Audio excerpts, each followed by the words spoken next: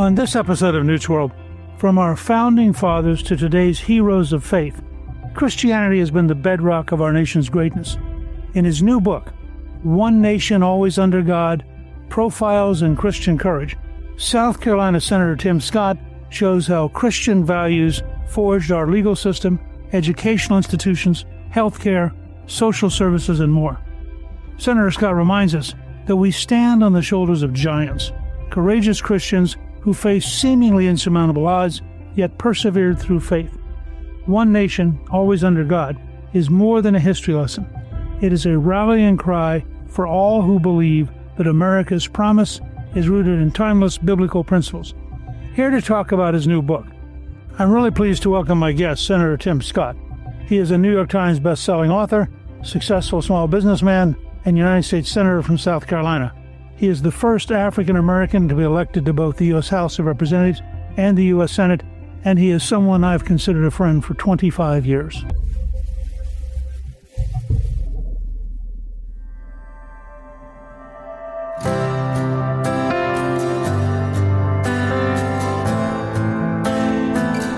Tim, welcome, and thank you for joining me on Newt's World. Mr. Speaker, thank you for allowing me to be your guest. It's been exciting to be your friend for more than 25 years. When we go back to my county council days, your impact and influence, we were talking off air, you've given me such jewels, little nuggets of wisdom that have made me a better public servant, to be honest with you, as well as a better person. Thank you very much for your contribution to my life. You are one of the people I'm proud to know because I've watched you continue to grow all the way through this experience. And now, as both chairman of an important committee and as head of the senatorial campaign committee, you're really playing a significant national role in the future of this country. But before we go to your book, which I think is very timely and very important, I watched the other day with you and President Trump visiting the Federal Reserve Building construction site, which some estimates are going to cost between $2.5 and $3 billion, which is well above the $1.9 billion originally estimated. What was that visit like? You know, I'll be honest with you, it was a frustrating renovation visit. It started back during one of the hearings, to be honest with you. We do a semi-annual hearing with Jay Powell, the chair of the Federal Reserve, and I was going through this renovation project and why we needed a beautiful beehive garden at the top of the building. Why do we need these very exclusive private elevators and exclusive dining halls for public servants? And he pushed back and said it just wasn't true. And I was a little astonished by the arrogance, to be frank with you. And I had my staff take a look very quickly, and they found the page that each of the renovations was on. And that led to this explosion where it got a lot of attention, and President Trump decided he wanted to visit the Fed, and we went together. And as we visited the renovations, frankly, the chair of the Fed doubled down on the renovation, well over hundreds of millions of dollars over budget, when the average family is sitting at a kitchen table trying to figure out how to bring those two ends together. And it was a frustrating visit. And President Trump pulls out of his pocket real-time information to say that the actual cost of the renovations is about $3.1 billion. And he reflected that just a few years earlier, he had purchased a post office, did a magnificent job renovating that building for about $200 million. And you could just feel the tension in the room as they say it.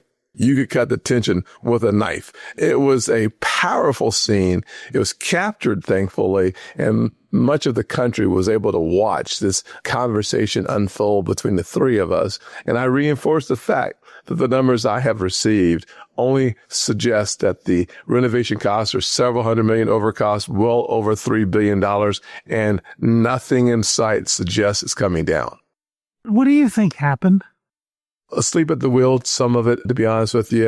It's better to have a construction manager running such a massive project than someone else. And frankly, I'm sure they have construction workers. They have a general contractor, but you need someone on your side who's watching the details of really important and, from my perspective, the Taj Mahal of construction happening on the dime, so to speak. It's not the federal dollar, but it is the interest that is accruing at the Fed that creates the revenue stream. But at the end of the day, the public is paying for it one way or the other. And at a time when most families cannot afford lavish renovation projects. You know, it's interesting. Long before he was a candidate, I ended up walking through a building with then citizen Donald Trump, and he's explaining construction. The degree to which he understands all this is just amazing. And in that sense, whatever Powell may know about finance, he knows nothing about construction compared to Donald Trump. There's also the sense at the Fed that the money's irrelevant. They have no sense of a budget, no sense of any kind of frugality. None at all. And part of the challenge, if you look at something as small as the CFPB that gets its transfers from the Federal Reserve, they were getting so much money from the Federal Reserve, nearly $1 billion, which sounds like chump change, but it's real money in the eyes of everyday Americans like me and you. And what were they doing with the money? They were literally terrifying small businesses. They were making data requests and reams of paper from small businesses, and they were punishing people for doing the right thing, and then ultimately deciding nothing happening bad there. We just wanted to waste hundreds of thousands of dollars from a small business and hundreds of hours as well. But the Federal Reserve on steroids operating in a very similar fashion. Think about something we all know about in the financial footprint called Basel III. It was brought to the table first by Michael Barr, the vice chair of supervision at the Fed. And Jay Powell sat there silently and said, okay, let's go ahead and raise the capital requirements on banks, which of course reduces the capital flow for small businesses, for first-time home buyers, and for finding credit in the marketplace. When we know that our financial system is safe, they've all passed the stress tests, we find ourselves asking the question, why is there so much capital parked on the sidelines instead of being invested in America's future? The answer is the Fed was asleep at the wheel. That's why under President Trump, he's been so focused on lowering interest rates. We're at full employment, about 4.2%. Our prices are stable, inflation under 3%. Only thing to do to catch this thing on fire, called our economy in a good way, is to lower our interest rates and give President Trump more tools to fire up the economy. Instead of doing that, we're focusing on an over the budget renovation project. And President Trump would rather spend his time, my time, and your time talking about how interest rates are coming down, jobs are going up, wages are going up. But instead of having that really important conversation, we're frustrated by someone doubling down on Fed renovations. Which goes against the whole spirit of the American people right now, which is to be more frugal, to get spending under control, and to move back towards a balanced budget. But let me move on, because you have an important book, and knowing you as well as I do, you are more appropriate to write this than almost anybody in public life. One Nation, Always Under God, Profiles in Christian Courage. What led you to write the book? The last 2 years I've been working on One Nation, Always Under God, available right now at Amazon.com. I decided to write the book because so often in modern America, it seems like we're focusing on the wrong people doing the wrong things. Think about the mayoral candidate in New York, in Minneapolis. Think about the guy who just won in Seattle. Why in the world is this lurch towards socialism? I think because we're celebrating too many of the wrong people, too much of the wrong things. How do we get our focus back on the right things? You said it so well. The potential of this country is understanding our foundation. It's not merely studying history. It's understanding how history can apply to our future. And my book, One Nation, Always Under God, distills these amazing profiles in courage that have influenced and impacted not only America, but the entire world. When ordinary people respond to the extraordinary God that we serve in measurable ways, they pray about it, but then they do something equally as important. They act on what they see.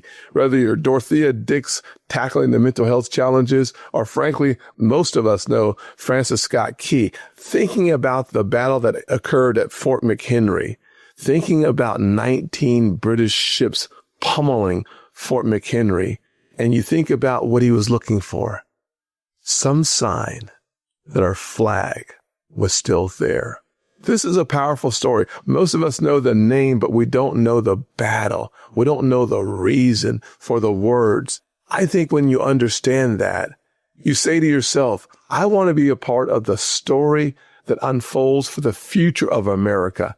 I'm really interested in seeing this next generation that is more committed to the country, more interested in faith than we ever hoped that they would be. Let's give them the tools and the stories and, frankly, the mentors of the past to forge the greatest future of the American promise that is still there to be taken advantage of.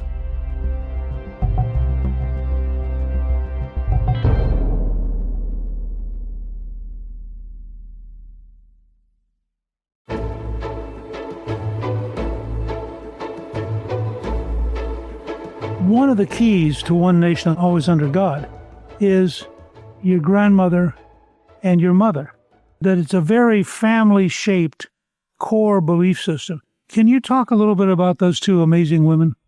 Thank you so much. I'll say this. My mother and my grandmother always focused on family. And when you hear me talk, I'll talk a lot about the American family, not just America as a nation, not as a power, but as a family.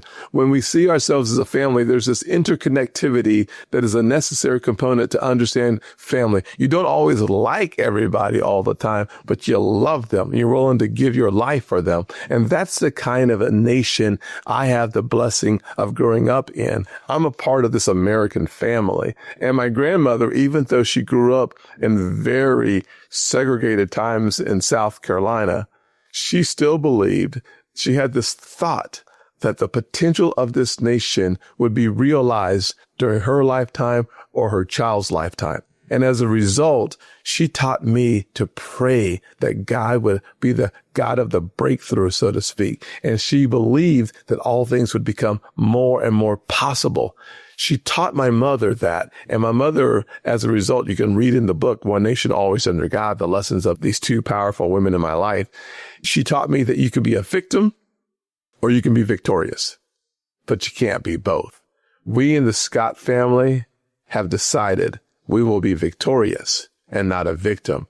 And the way we do that is by trusting God and going to work. Work hard, work long, and the results will be in your favor. It is a powerful recipe for good.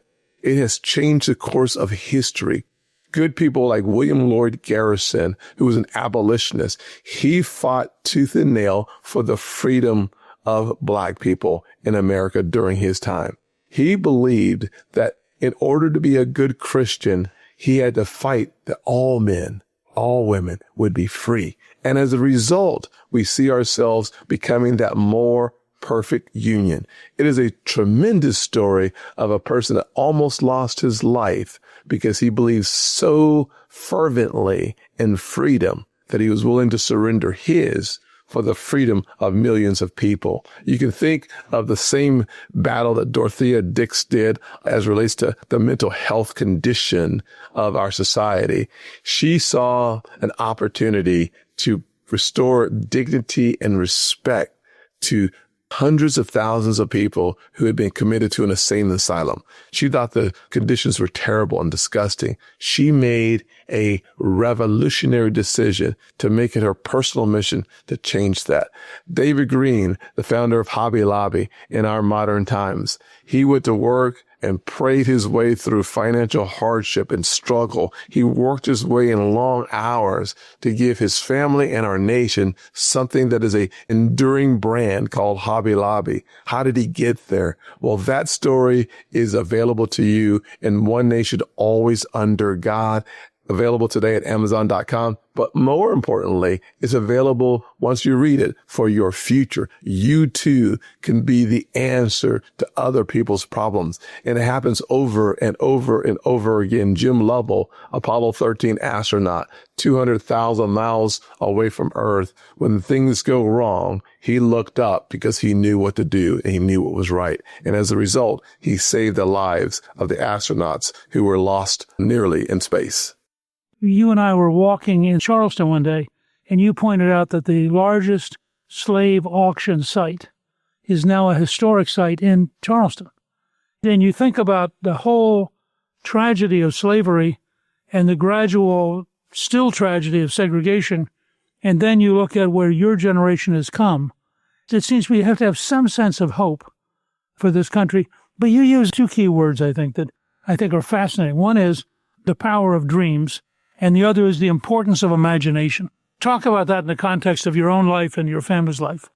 When I was a kid growing up in a single-parent household in poverty, I'll tell you, I would lay in my bed. I would just dream about ways to escape poverty. For me, it meant football, playing for the Dallas Cowboys. I would have these real big dreams about, scoring touchdowns and evading tacklers and being able to stiff arm someone on the left and running to the right and then dodging into the middle and cutting across the grain and touchdown. And it was like I would relive that dream over and over again, or catching a pass. My dreams were really my way of escaping the scarcity that surrounded me at the time. I learned that I could be free in my dreams, even if I could not have all that my friends and schoolmates had. My mother taught me this thing called Proverbs 29:18. It's a beautiful verse. It says, without a vision, people perish. They cast off restraint. In other words, sometimes you just stop trying and you live on the wrong side of the proverbial tracks, not just the literal tracks. And the wrong side of the proverbial tracks is when you believe that all things are not possible, that you were born in the wrong time, in the wrong place. Guess what? You can't change any of that. You can't shout about the things that you can't change. But what you can do is get excited about the things that you can change. And thank God for a mentor, a fellow Georgian. You have great affinity for Georgia, as I do. Chick-fil-A, a guy named John Moniz, taught me that as an American, I had already won the lottery of citizenship. As a dreamer and as a thinker, all things that I could see and believe I could achieve. All I needed to do was to work for it. Put in the work. Don't worry about those who don't like you. Don't worry about those who stand in your way. If you will outwork them, you can have anything you wanted. And I didn't believe that the first 2,312 times he said it, Newt. It took a long time for it to gain traction in my heart. But once it did, I will tell you, I went from nearly a high school dropout, failing 4 subjects my freshman year, to graduating on time, having a small football scholarship to Presbyterian College, go Blue Hose, and then becoming a small businessman like he suggested that I should. Buying my mom a house, helping her live her financial American dream. The rest is history. With God, hard work, and American citizenship, in today's America, all things have never been easier, much less possible. I don't know that I'd known you were a Blue Hose. My younger daughter, Jackie Cushman, and her husband, Jimmy, are also graduates of Presbyterian, so that gives me an increased affinity for you. Thank you, sir. I didn't graduate from there. I went there for a good year, though. And I have to say also, when you talk about Chick-fil-A, I represented the Dwarf House, which is the little building next to the Atlanta airport. It was called that because it had these little doors so that kids could come and they could go through the dwarf doors and their parents couldn't. And that house was the origin of Chick-fil-A. And after World War II, Kathy had a deal where he slept next door. The Chick-fil-A was open 24 hours a day. And he literally slept next door with a window open, and the parking lot had gravel. So when people would drive in at 3 a.m, the noise of the car on the gravel would wake him. He would go over, fix their meal. And in 1954, he entered a competition for a better way to serve chicken. And he won the competition, and that was the origin of Chick-fil-A, was that particular, which they still make millions of today. But it was a great example. He's a very humble guy, very Christian. He understood that you could work hard, you could learn, and things could happen that were amazing. You say one of the things about your family and your parents, your mother in particular, that is something I've heard over and over again from successful people who were born into poverty, that they did not have money, but they didn't think they were poor. I think it's tremendously important about the people who succeed and rise from poverty, that they somehow see the absence of money as something to be overcome, not as something to cripple them. One of the ways that I would explain it to my average South Carolinian and Southerner is there is a difference from being broke and being poor. Broke is a physical state where you lack the resources.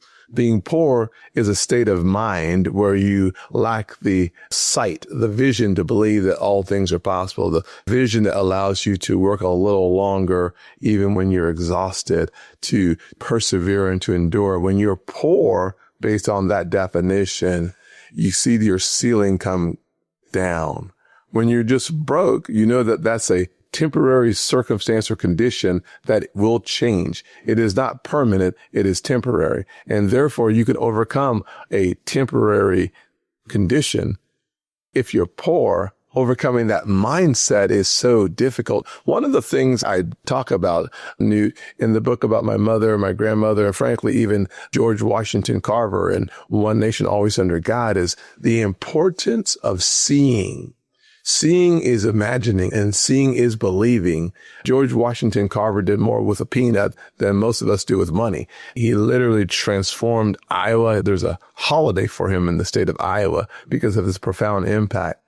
The truth is, if you have this imagination that all things are possible, if you focus that imagination in one or two specific areas where you have a passion, a drive, and an expertise, almost like a natural inclination or affinity for something, you can have tremendous outcome, because then you're not worrying about how long you work or how much it takes. You just do it because you enjoy doing it. You might even do it for free. You would rather do it for pay. That's where I found myself as an entrepreneur. I worked my first 2 years on average about 100 hours a week, but it was fun. I was escaping poverty. I had a vision and a goal of buying my mom a house, and it motivated and inspired me to go extraordinary lengths according to others, necessary lengths according to me. And as a result, I now have this work ethic. I now have this understanding that I can push myself beyond the limits, and there are new limits to be found. And the good news is, once you do that long enough, you can bring the engine down 60 hours a week and 50 hours a week even, and you can still be incredibly, wildly successful. But much like a plane getting off the ground, your vision has to have work attached to it. And the harder you work at the beginning, the longer you can sustain it in the air. And it is a beautiful thing. That's only possible in America, in my opinion. When you start where I started, you want to be an American, because in America, you get paid for your work. You get rewarded for your vision. That's not possible in the vast majority of the countries on the planet. And that's why the book isn't called One Nation in the World. It's called One Nation Always Under God. It's this nation under God that makes us the most remarkable beacon of light, the city on the hill, the place where hope is born.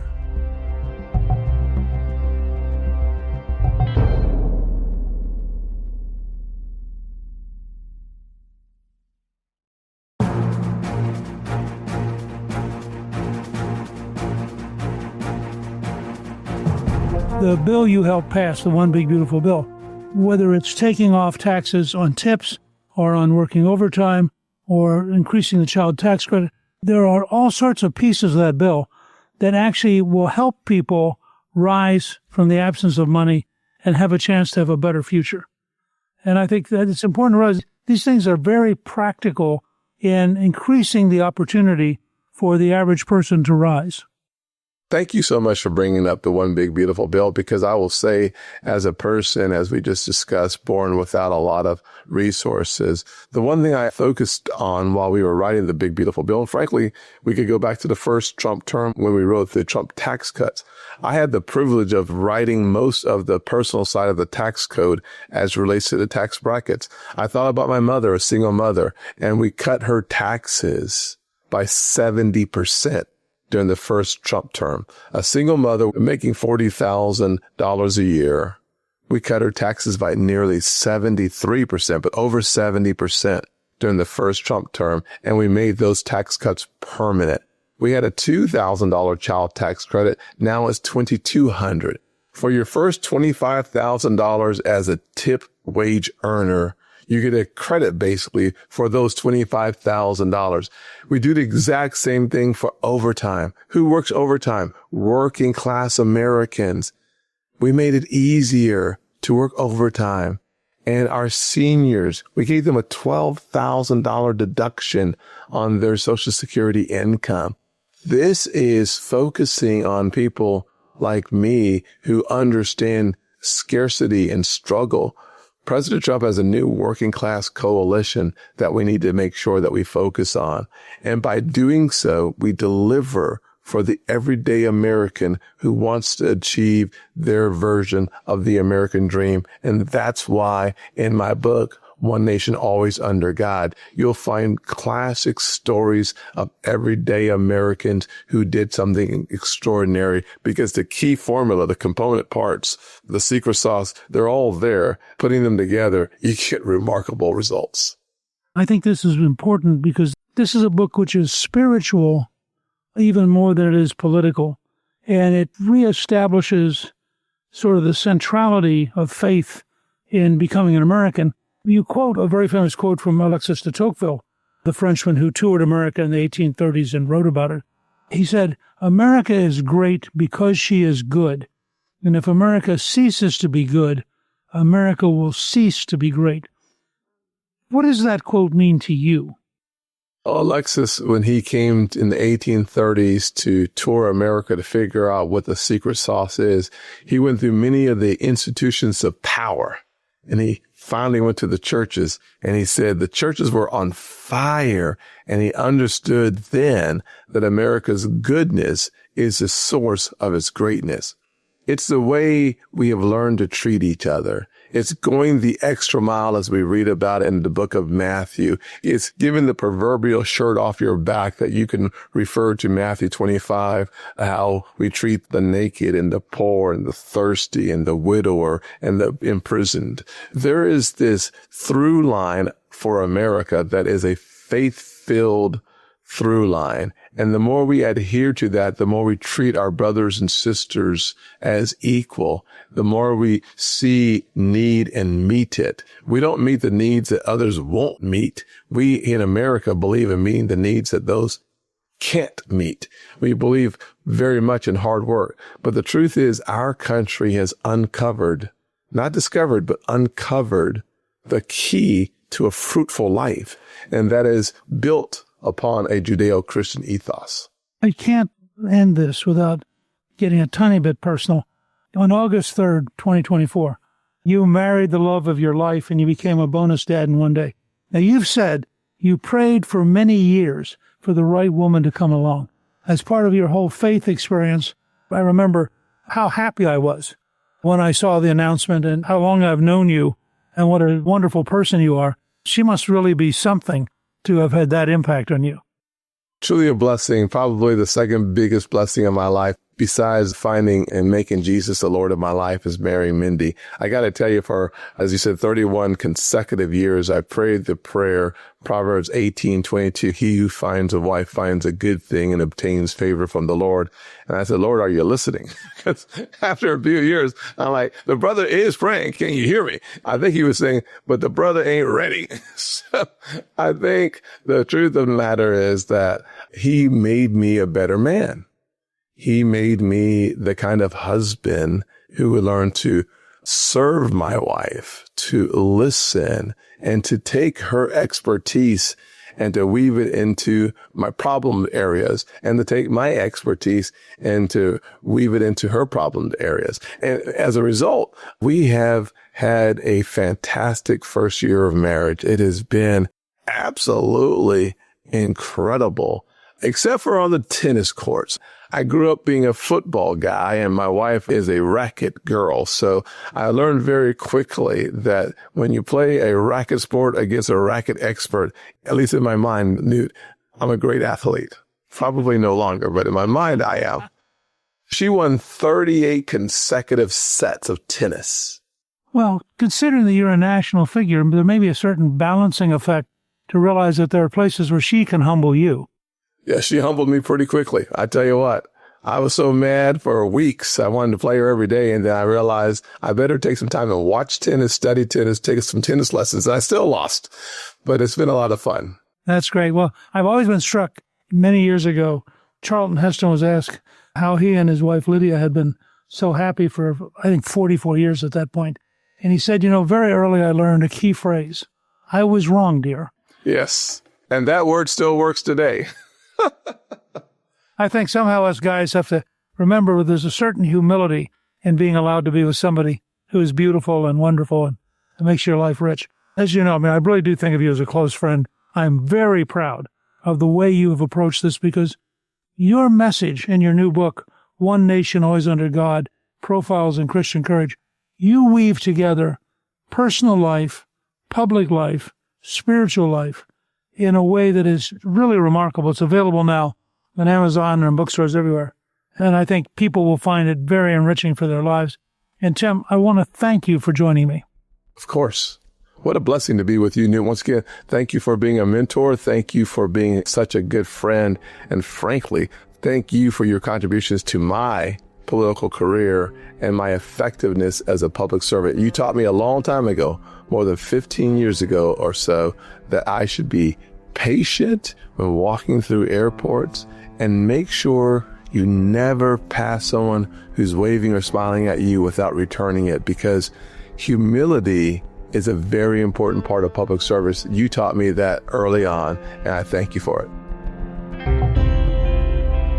Thank you to my guest, Senator Tim Scott. You can get a link to buy his new book, One Nation Always Under God, Profiles in Christian Courage, on our show page at newtsworld.com. Newt's World is produced by Gingrich 360 and iHeartMedia. Our executive producer is Garnsey Sloan.